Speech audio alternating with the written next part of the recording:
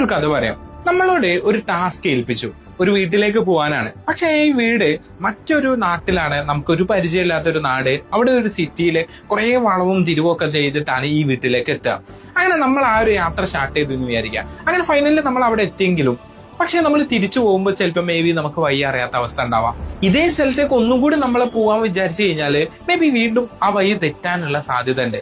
പക്ഷെ ഇതേ കേസ് നിങ്ങൾ ആലോചിക്കുക, നിങ്ങളെ കൂടെ ഒരു മെന്റർ ഉണ്ട്, അതായത് നിങ്ങൾക്ക് വഴി പറഞ്ഞു തരാൻ ഒരാളുണ്ട്.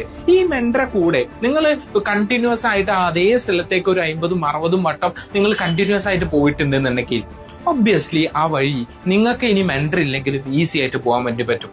ഈ ഒരു കാര്യം ഒന്ന് തിരിച്ച് ചിന്തിച്ചു നോക്കിയേ. അതായത് പഠിക്കുന്ന കാര്യത്തിൽ നിങ്ങൾ ഇതൊന്ന് വർക്കൗട്ട് ചെയ്ത് നോക്കൂ. അതെ, നമ്മൾ ജസ്റ്റ് ഒന്ന് വായിച്ചു, പക്ഷെ ഈ വായിച്ച ബേസിൽ നമ്മൾ പരീക്ഷ എഴുതി കഴിഞ്ഞാൽ കുറെ പോയിന്റ് നമുക്ക് കിട്ടാത്തതും നമ്മൾ സ്റ്റക്ക് ആവുന്ന കണ്ടീഷൻ ഉണ്ടാവും, ഒബ്വിയസ്ലി ഉണ്ടാവും.